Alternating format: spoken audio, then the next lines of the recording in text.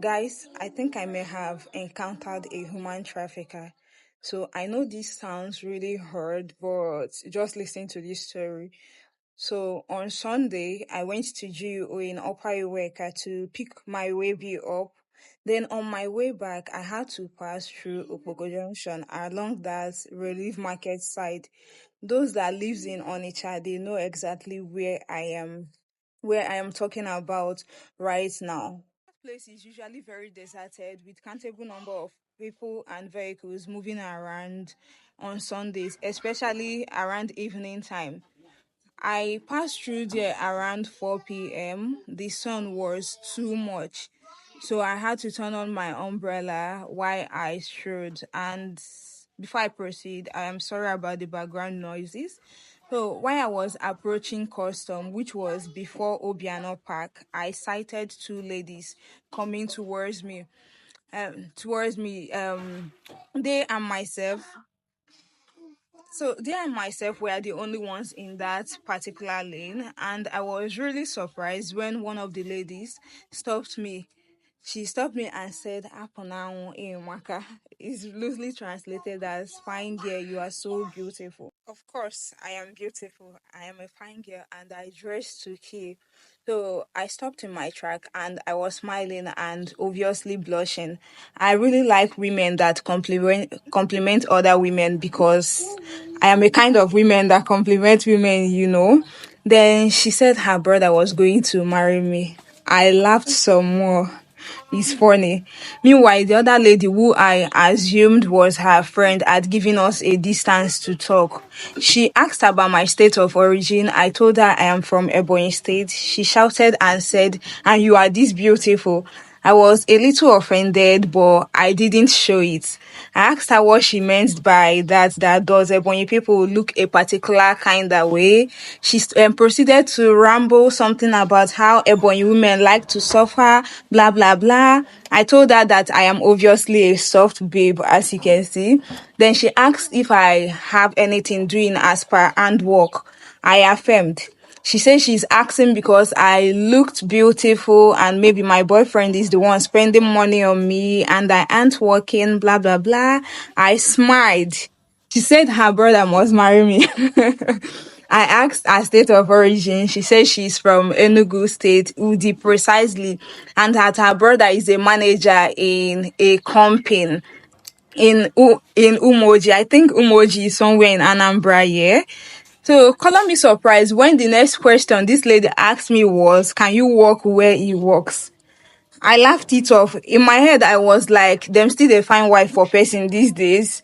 You get, okay, maybe they still do, but I don't know. So we exchanged numbers. She even answered the same name like my elder sister. And I told her to her name. She said her name is Chedema. I asked if she had a WhatsApp number because the phone she dialed my number from was a button phone with rubber band around it. She said she does, but it was not that particular number she gave me. Then we bided ourselves fareway and I continued on my way. But the encounter was really amusing and I relayed it to my mom and my sister when I got back home. We laughed over it. I totally forgot about her and moved on with my life. Then the next day, which was Monday, around 9 a.m., immediately I clocked in for my shift. A call came in and it was from this same lady. So unexpected. I picked up the call. She asked what church I attended, to which I answered Catholic. She said something I didn't hear because her voice was sounding very dim and there was a lot of background noises. Then she asked the second question, which was, "Hope you have handwork." I affirmed again and told her I'm even working right now that she called me. She said something else that I couldn't hear. Then I told her I was going to call her after my shift ends because I couldn't hear her and there were background noises. She ended the call immediately. Note that the handwork question has occurred twice now. The first one was yesterday when she met me, and again on Monday morning when she called me.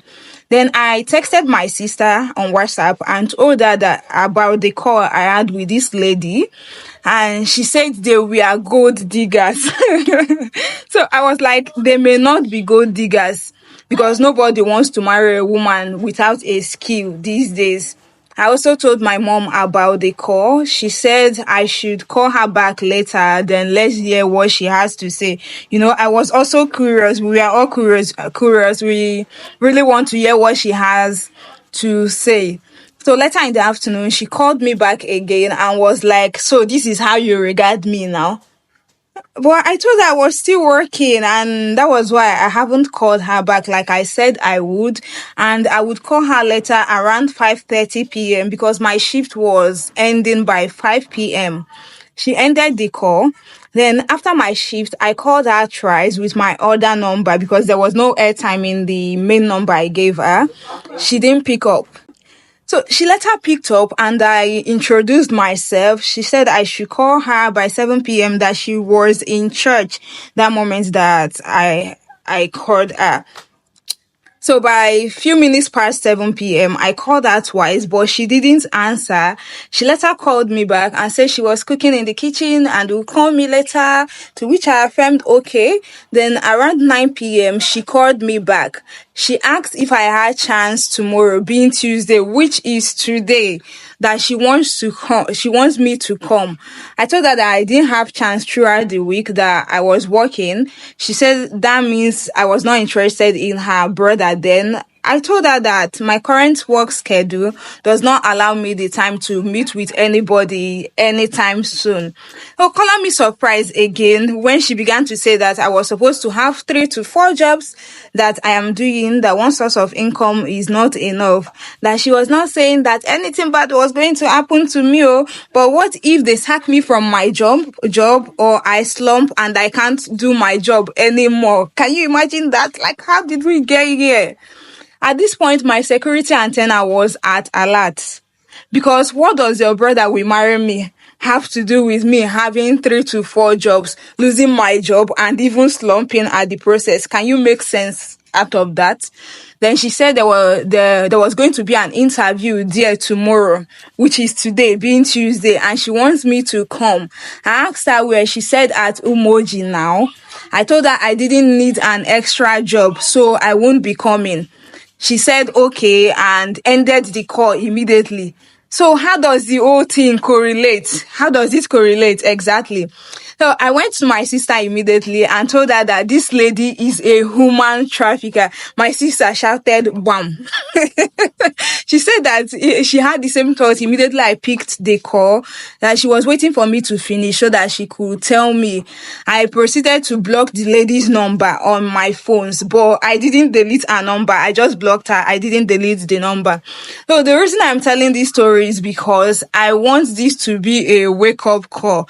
I was smart enough to decode that this person is not who she claims she is, and I'm not desperate for marriage and all of that too. Then you see, human traffickers, they don't always come in chains and dark glasses. The lady that I met looked so innocent and really unassuming. Nobody would have thought, you could never have thought that she's like this. So they sometimes they come to you dressed up like your auntie from the village. They call you fine girl. They sweet talk you with promises of love, job opportunities, and a better life. That is exactly how they lure unsuspecting women in, especially soft babes like us, you get? So soft babes like us that are just minding our business. So notice the red flags. 1, she met me at a deserted area.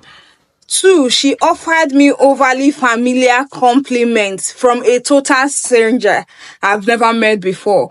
Then there was the random talk of marriage to a brother I've never met. Who does that?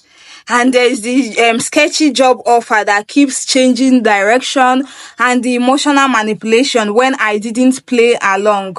And most importantly, she was pressuring me. She was softly pressuring me to show up somewhere alone. Can you imagine that?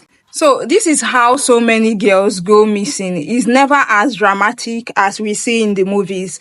First, it starts with an innocent chat, a compliment, a small invitation.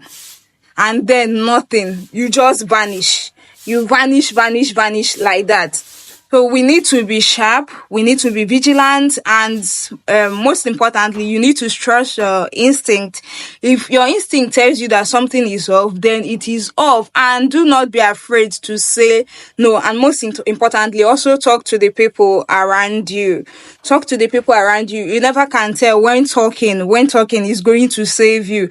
And women, we are the target. Please protect your space, protect your peace, and most importantly, protect your life, because traffickers are getting bolder, but we are getting wiser and smarter. Okay, so stay safe and make sure you stay at alert. Bye.